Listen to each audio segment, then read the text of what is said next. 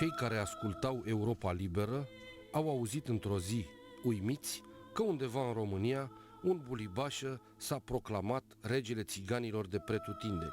Informația chiar că era exotică, pentru că în România de atunci părea imposibil ca cineva să își aroge titlul de rege. Cel care făcea asta era Ion Cioabă, tatăl regretatului rege Florin Cioabă. Familia Cioabă susține că înaintașii lor au condus etnia țiganilor nomazi căldărari încă din anii 1800.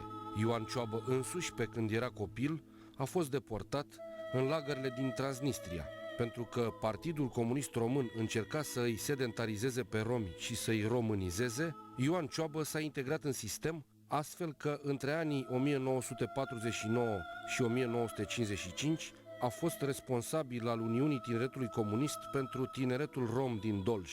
În 1955 devine în același timp bulibaș al romilor căldărari din Dolj.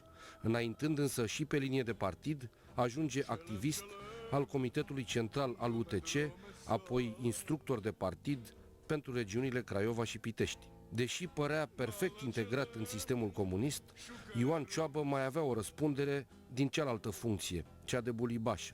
Misiunea lui era de a păstra aurul țiganilor, misiune aproape imposibilă pentru că și securitatea urmărea drumul aurului țigănesc.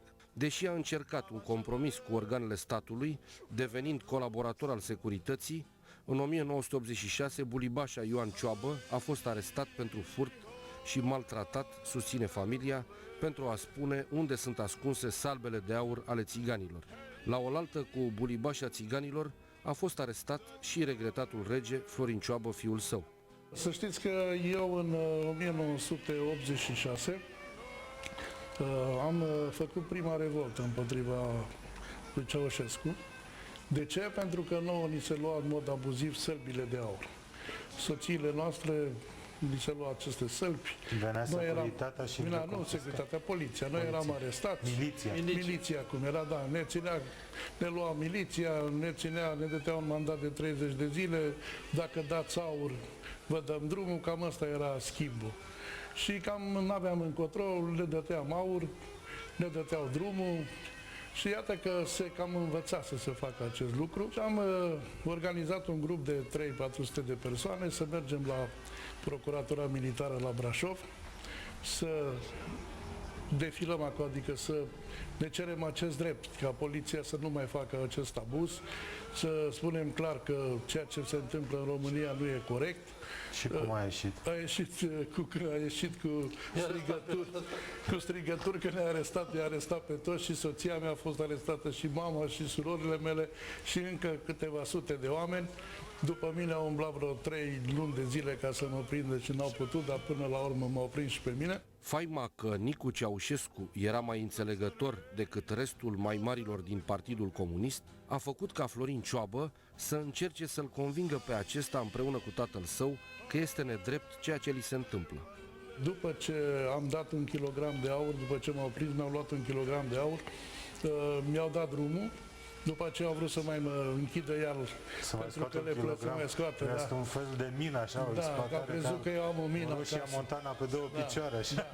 Da. A crezut că noi avem aici aur cât au vrut ei, dar m-am dus la Nicu Ceaușescu și am spus acest lucru. Iată, domnul prim secretar, că uite ce m-a primit Nicu Ceaușescu? Da, m-a primit și a spus așa: domnule, dacă aveți dreptate, să știți că vă ajut.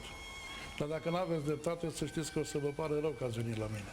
După o săptămână m-a sunat și a zis, m-a chemat la cabinet la dânsul și a zis: da, domnule, într-adevăr aveți dreptate. Poliția vă ia aurul în mod abuziv. Aveți dreptate. Și ne-a dat drumul. Și aurul? Și aurul am reușit să-l recuperez după Revoluție. În 1947 apărea primul decret care stabilea că românii trebuie să cedeze aurul sub orice formă statului comunist român. Ceva mai târziu Dej și mai apoi Ceaușescu semnau 2 decrete care stipulau ce cantitate de aur puteau deține cetățenii români. Începând cu anii 60, pe baza acestor decrete au început confiscările. Iulian Rădulescu, vărul lui Florin Cioabă, care s-a autoproclamat și el împărat, își amintește această perioadă neagră din istoria galbenilor țigănești. Era vorba despre aur, că noi țineam aur mult. Tatăl meu a fost bulibaș la rom. Fiind bulibaș la rom, se știa că țiganii noștri nomadi din România posedă aur foarte mult.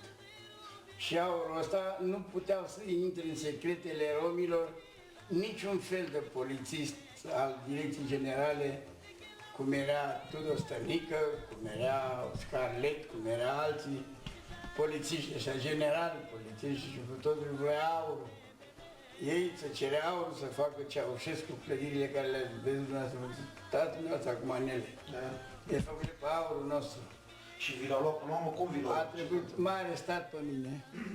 M-a arestat, m-a schingiuit, m-a ținut în bătăi.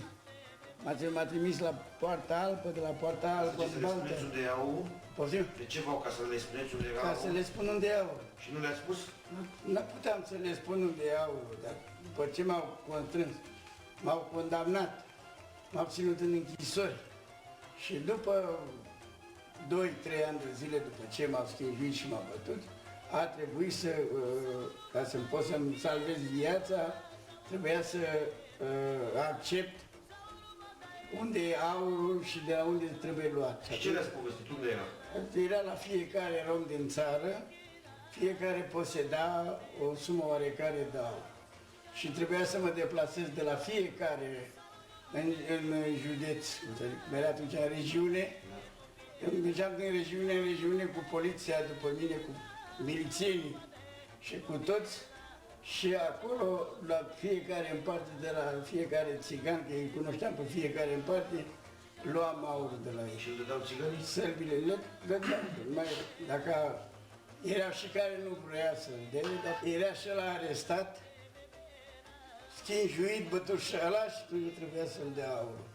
Și uite așa s-au dus. 15 tone de aur s-au dat în 1960-61. Atâta s-au adunat.